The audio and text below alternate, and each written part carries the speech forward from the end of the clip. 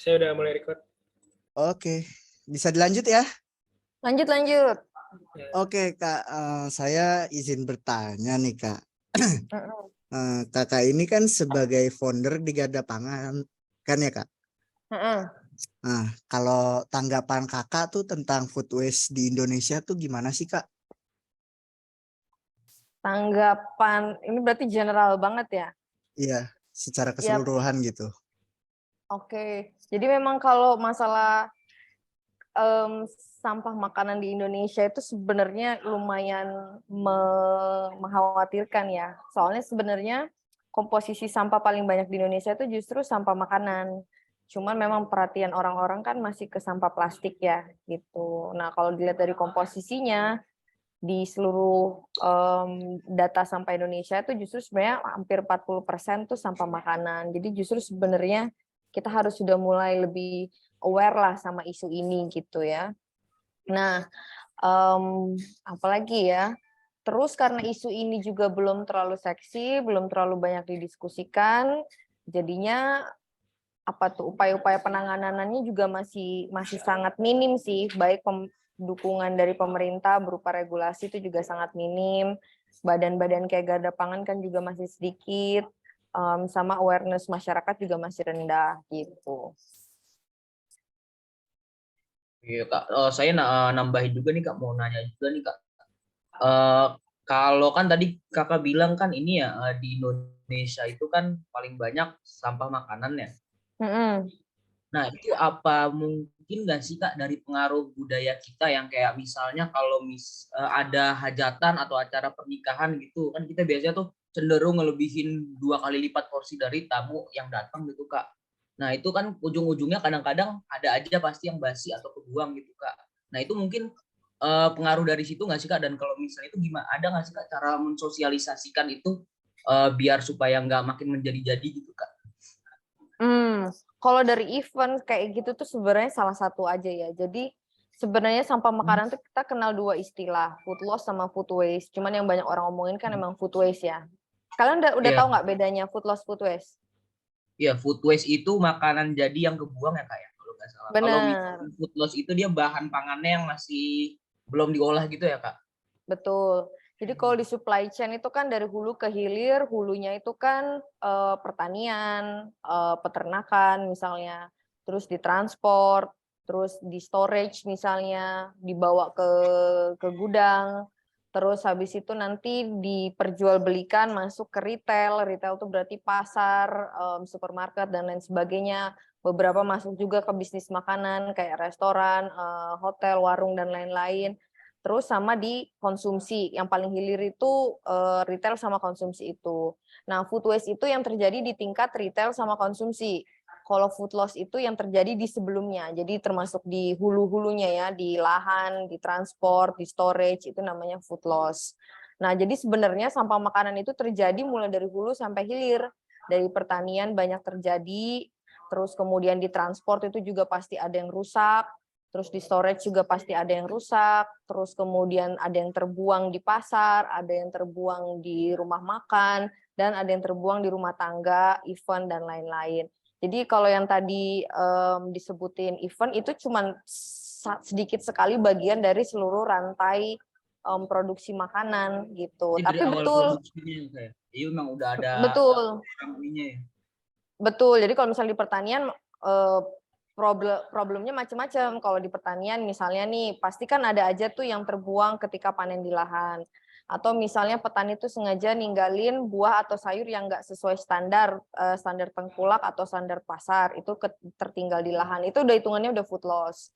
Terus di transport misalnya, jalan-jalan di Indonesia kan belum terlalu bagus, jadi infrastrukturnya, jadi misalnya di transport dari desa ke kota, pasti ada sekitar 5-10% yang rusak. Nah, itu juga udah jadi food loss. Jadi di setiap rantai itu ada problemnya sendiri-sendiri. Storage di kita itu belum banyak, kita belum punya banyak cold storage gitu ya, yang bisa nyimpan makanan dalam durasi yang lebih lama. Nah, jadi banyak yang cepat rusak, itu juga termasuk food loss. Kalau yang tadi event disebutin, itu betul, itu salah satu penyebabnya. Kita tuh kan belum terbiasa pakai sistem RSVP kalau di Indonesia ya. Kalau di luar negeri itu kan orang bikin event, wedding atau apapun pesta misalnya selalu pakai sistem RSVP. Jadi kalau misalnya aku ngundang, orang tuh yang diundang wajib konfirmasi yes or no dia mau datang gitu. Nah, jadi aku bakal nyiapin makanan hanya sejumlah orang yang sudah yes gitu. Nah, kalau di kita kan nggak ada sistem kayak gitu ya. Maksudnya belum common kita pakai sistem kayak gitu. Jadinya orang pakai estimasi. Estimasinya itu pun di kita ada faktor gengsi juga tuh. Gengsi kalau misalnya di wedding ya makanannya kurang. Jadi dia biasanya pakai allowance lagi. Jadi misalnya tamunya 100, dia hitung plus one-nya, jadi 100 kali 2, terus dia tambahin allowance lagi 20%. Jaga-jaga takut makanannya kurang. Nah, kalau di Indonesia sistemnya gitu. Gitu Kak. Ya.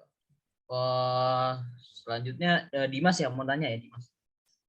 Saya mau nanya, kalau menurut kakak nih, bagaimana sih kesadaran rakyat Indonesia tentang food waste saat ini gitu? Apakah udah mulai ada yang maksudnya ngerti itu dia udah mulai sadar gitu atau gimana Kak? Kalau aku lihat secara umum nih ya, secara umum ya itu tadi yang aku bilang, kesadaran warga masih kurang banget. Kebanyakan pun mulai aware itu lebih ke isu plastik ya sekarang kan yang masih banyak dibahas gitu. Iya betul. Nah, tapi waktu Garda Pangan berdiri awal di tahun 2017 pun bisa dibilang tuh kita yang pertama lah yang fokus di isu sampah makanan. Jadi waktu tahun 2017 tuh isu sampah makanan benar-benar belum seksi. Tapi aku pribadi ngelihat sebenarnya dalam 5 tahun terakhir ini udah mulai banyak kemajuan lah ya. Pemerintah juga udah mulai merhatiin. Webinar-webinar tentang sampah makanan juga udah mulai banyak banget. Food bank udah mulai bermunculan. Jadi ada progres ke arah yang lebih positif lah. Tapi menurutku tetap belum optimal gitu. Oke Kak.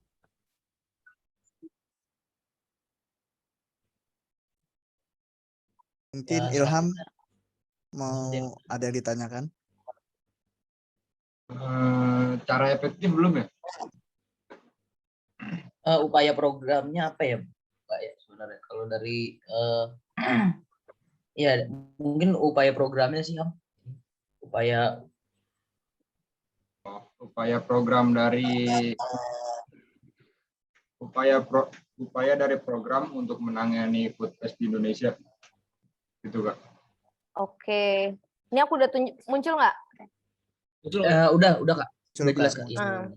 Jadi kan tadi aku udah cerita ya kalau sampah makanan itu terjadi dari hulu sampai hilir. Nah, jadi program-program kita itu juga berusaha men-tackle masalah tadi itu dari hulu sampai hilir. Ini beberapa program kita yang kita lakukan di Garda Pangan, jadi lumayan banyak. Jadi yang pertama namanya food rescue. Jadi food rescue itu food itu makanan, rescue itu kan menyelamatkan. Jadi intinya menyelamatkan makanan supaya dia nggak sampai kebuang. Nah, jadi modelnya itu kita kerjasama, kita berpartner dengan macam-macam tuh, restoran, hotel, kafe, bakery, distributor, supermarket, dan lain-lain. Kalau mereka punya makanan surplus yang tidak terjual di hari itu bisa didistribusikan lewat Garda Pangan. Nanti kita jemput, terus kita bagi-bagiin ke masyarakat yang membutuhkan. Intinya tuh gitu. Ini food rescue yang pertama. Jadi kayak misalnya di foto ini tuh itu roti yang kita selamatin dari satu bakery aja. Nah, ini yang tadi sempat dibahas dari event-event. Bener kalau di Indonesia itu event-eventnya sering banget nyisain makanan dalam jumlah besar gitu ya, termasuk paling sering sih wedding biasanya.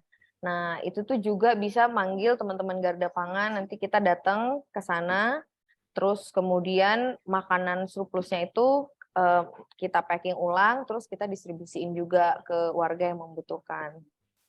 Terus ini yang kita nyebutnya gleaning. Gleaning itu sebenarnya food rescue juga, cuman bedanya dia langsung di lahan-lahan pertanian. Nah, gleaning itu biasanya satu, kalau tadi kayak sempat kubahas, misalnya petani itu biasanya sengaja ninggalin hasil panen mereka yang tidak sesuai standar supermarket gitu ya, standar pasar. Misalnya buah yang kekecilan, buah yang ada cacatnya dikit gitu. Nah, itu tuh sengaja ditinggal di lahan. Padahal sebenarnya kita ngelihatnya itu masih bisa diselamatin, masih bisa dimakan. Sama biasanya kalau harga komoditas lagi anjlok, biasanya pas panen raya, kalau teman-teman pernah lihat tuh petani marah-marah, ngebuang buah naganya di sungai, segala macam. Nah itu kan biasanya pas harga anjlok. Kalau harga anjlok, petani itu biasanya dilema, soalnya harga jualnya tuh nggak nutupin ongkos buat panennya. Misalnya kayak kubis ini ya, kol itu tuh harga normalnya tuh 3.000 per kilo di tingkat petani. Pas harga anjloknya tuh nggak dikit ya, langsung ke 150 rupiah per kilo gitu. Nah kalau 150 per kilo, kalau misalnya dia panen, jumlah hasil jualannya itu pendapatannya bahkan nggak bisa nutupin ongkos buruh buat panen, karena banyak yang nggak tahu kalau buruh panen itu lumayan mahal juga gitu. Kebayang nggak? Jadi justru kalau dia panen malah jatuhnya tambah rugi karena harga panenannya tuh murah banget gitu. Karena Nah, akhirnya dari harga produksinya sudah jatuh ya Kak ya. harga jualnya yang jatuh. Harga Harga jualnya. jual. Nah, jadinya sama mereka biasanya milih ya udah kalau dipanen justru lebih rugi, akhirnya mendingan kita tinggalin aja di lahan. Jadi di sini tuh sering di lahan-lahan itu petani ninggalin aja gitu hasil panenannya nggak dipanen sampai membusuk di lahan. Nah, itu juga yang biasanya kita selamatin gitu ya, kita rescue. Terus program-program lainnya ya campaign-campaign lah ya. Sebelum pandemi dulu sering campaign-campaign offline, tapi kalau sekarang sih biasanya fokus di online aja, di Instagram kita gitu ya. Kita biasanya sharing juga gimana sih caranya ngurangin food waste di rumah. Terus kita nyediain food waste management service ini, kalau ini buat perusahaan-perusahaan besar yang biasanya punya makanan yang mendekati tanggal expired. Jadi biasanya tuh perusahaan-perusahaan makanan yang skala besar, yang makanan kemasan sih ini biasanya. Misalnya 3 bulan sebelum expired itu kan makanannya diretur tuh dari distributor ke perusahaan. Nah, daripada kalau dulunya itu mereka dimusnahin. Nah, sekarang kita dorong supaya mereka donasiin makanannya. Ngasih edukasi sama workshop-workshop juga, sama jadi konsultan juga untuk sampah makanan gitu ya. Baik ke sekolah, ke perusahaan, ke komunitas, dan lain-lain. Terus kita tuh punya namanya ugly produce business. Jadi ugly produce itu sebenarnya buah atau sayur yang penampilannya nggak cantik, kayak yang tadi aku sempat bilang, biasanya ditinggalin sama petani di lahan gitu ya. Biasanya yang ukurannya tidak memenuhi standar, terus misalnya kulitnya nggak sempurna, nggak mulus. Terus kalau wortel-wortel tuh yang bentuknya aneh-aneh. Nah, buah-buah kayak gini tuh biasanya kebuang, jadi itu yang kita olah jadi macam-macam produk sih. Jadi jus, jadi kimchi, jadi es krim, jadi selai, jadi buah kering, dan lain-lain. Terus kita tuh punya ini juga treatment sampah organik. Jadi kalau yang tadi itu kan kita fokus nyelamatin makanan yang masih edible ya, sebenarnya masih layak makan. Nah, tapi kalau yang benar-benar udah jadi sampah makanan, organic scrap gitu ya, nah itu dikemanain, itu kita olah jadi pakan ternak pakai sistem maggot. Itu kita punya pengolahannya sendiri juga. Sama yang terakhir tuh advokasi kebijakan. Jadi memang Indonesia tuh kan belum punya regulasi khusus ya yang mengatur tentang sampah makanan. Jadi Garda Pangan tuh termasuk yang aktif lah mendorong supaya Indonesia itu punya policy atau aturan khusus tentang sampah makanan. Jadi kita kemarin baru bikin policy brief atau kajian dan rekomendasi untuk mengurangi sampah makanan di Indonesia. Ini kita kasih ke pemerintah. Gitu. Kurang lebih itu sih programnya. Ya, aku mau tanya Kak yang tadi apa tuh namanya? Yang black soldier fly sama yang ugly food business itu tuh Kak. Nah, itu gimana ya? Kan kita mungkin kalau misalnya ibu-ibu gitu di pasar atau kita deh misalnya belanja bahan pangan gitu kan pilih tuh misalnya sayuran yang masih bagus deh kita pilih. Tapi biasanya yang sebenarnya secara kualitas itu masih oke lah untuk dimakan. Cuman udah mungkin bentuknya lain dari yang lain gitu. Ada bedanya lah. Misalnya agak keriput sedikit atau mungkin ada kehitam-hitamannya sedikit, tapi emang sebenarnya itu kan masih layak makan. Nah, itu kan biasanya kan kalau aku lihat tuh jarang tuh dipilih tuh, biasanya dipilih bener-bener yang bagus-bagus dan ujungnya kan kebuang juga. Gitu tuh Kak. Nah itu sama yang black soldier fly itu saya juga pernah melihat tuh Kak. Dia ada bisnisnya gitu. Itu untuk food waste juga. Dia jadi ada ada peternakannya gitu, katanya kan dia tuh berawal dari maggot ya kan. Dari maggot dia lama-lama besar jadi soldier fly itu katanya kan dia makan makanan yang dalam tanda kutip udah busuk atau basi gitu ya kayak biar terolah gitu kan Kak. Nah, cuman kan dari dua dari dua upaya tadi itu kan sebenarnya kalau di mindset masyarakat Indonesia itu kan kayak masih ngapain sih kayak begini, jijik gitu kan, atau mungkin ngapain gitu kan, nggak mau repot 2 kali. Nah itu tuh sebenarnya sejauh ini efektivitasnya seperti apa tuh Kak, dan emang untuk ngerubah mindset mayoritas masyarakat tuh gimana tuh Kak dengan cara-cara itu? Soalnya itu menurut saya itu cara yang unik sih, dan saya juga baru tahu juga gitu belum lama gitu Kak, dan kayak wah ini kayaknya bagus nih, cuman gimana nih Indonesia nih biar orang-orangnya mau tertarik gitu Kak.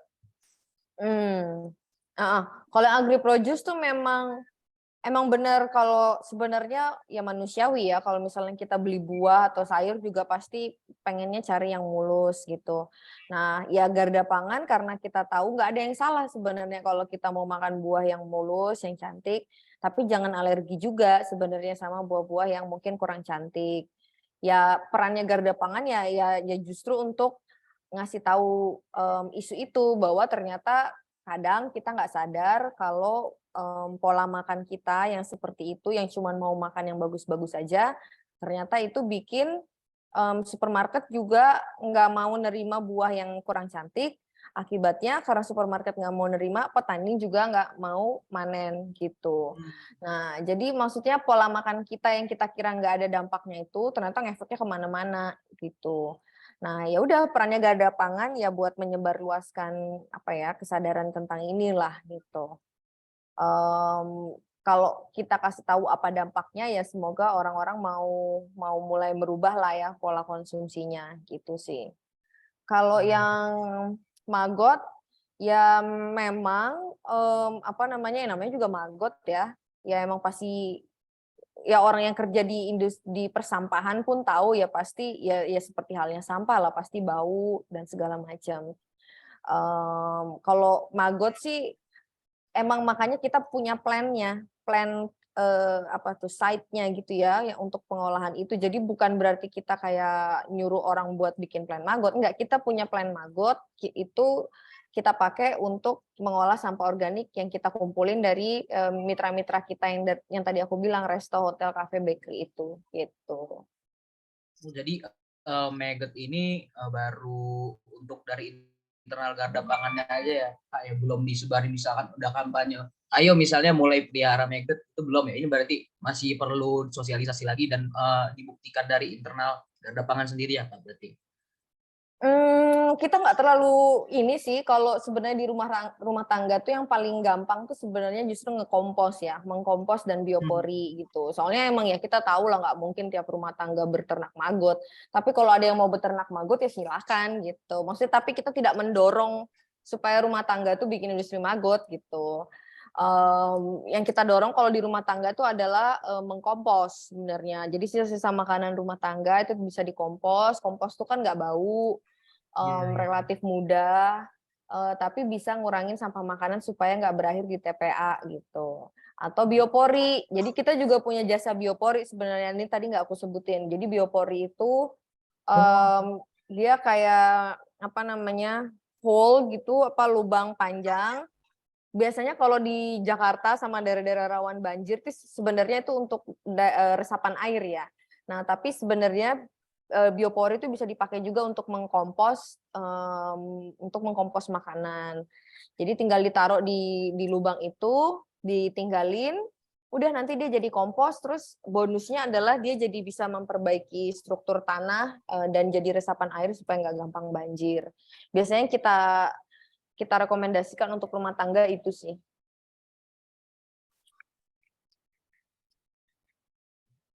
Oh gitu ya kayak.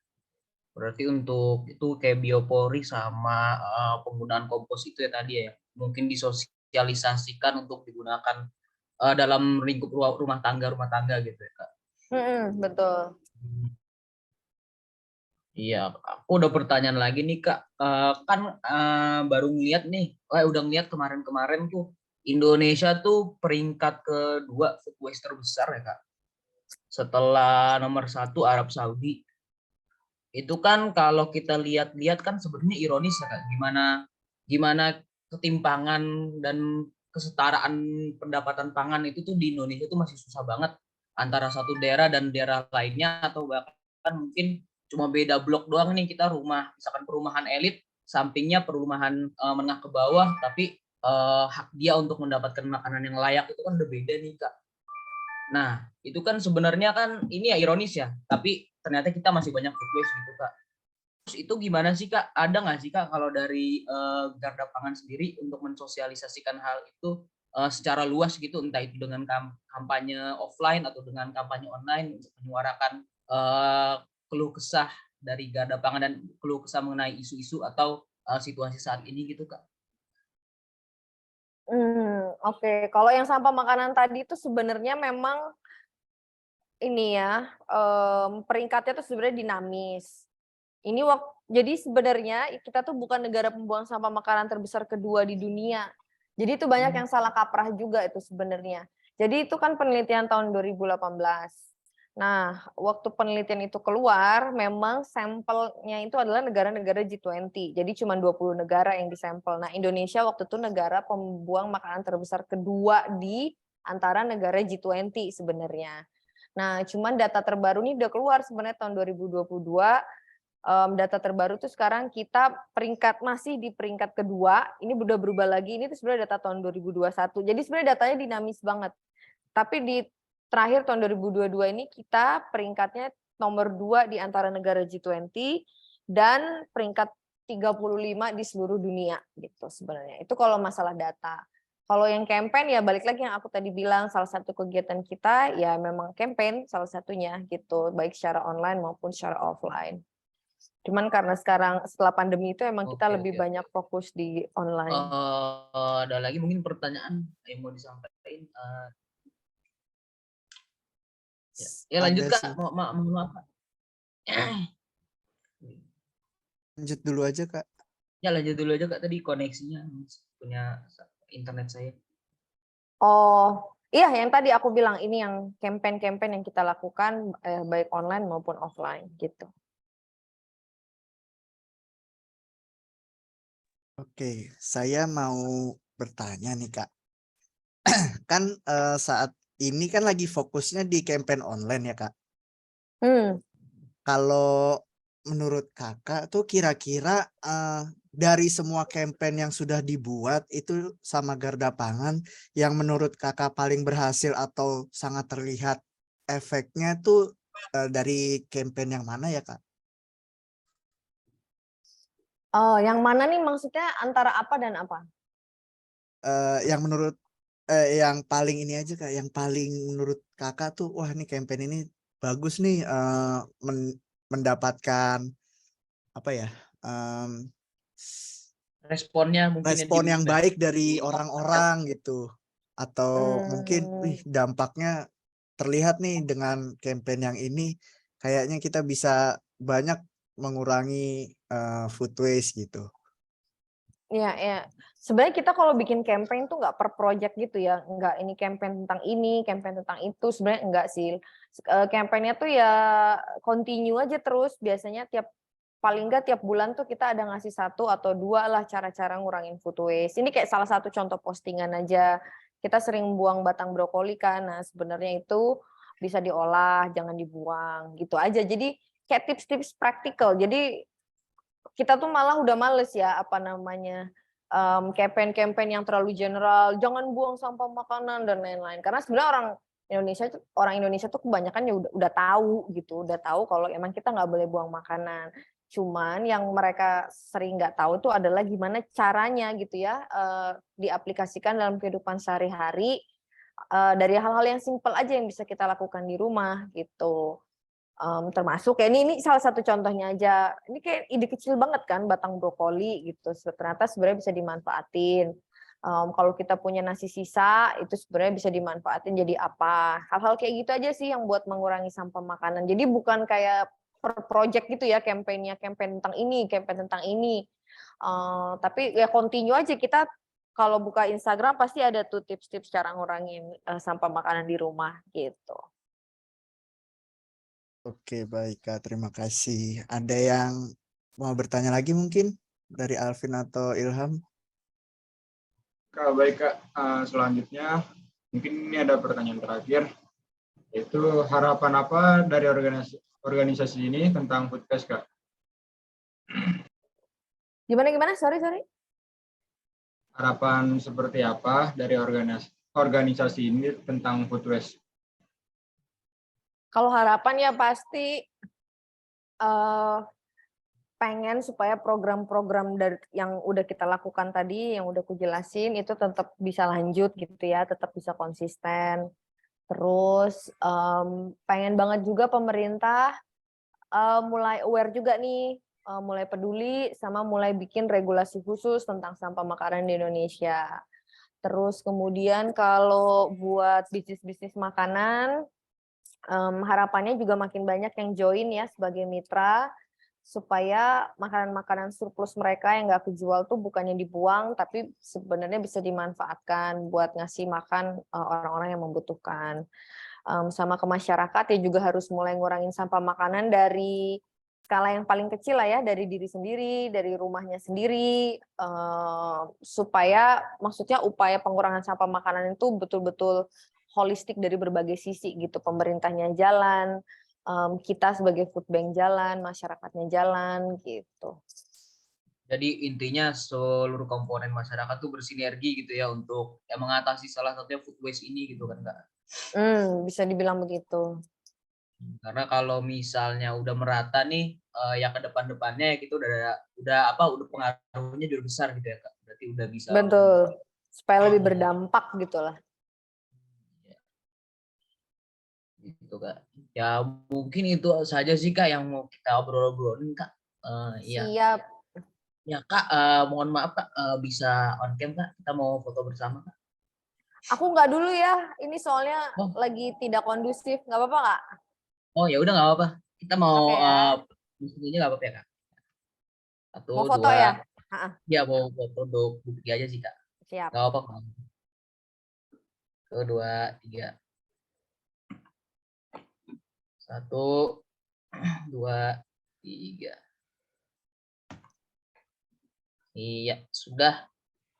Kak Eva, terima kasih banyak ya Kak ya.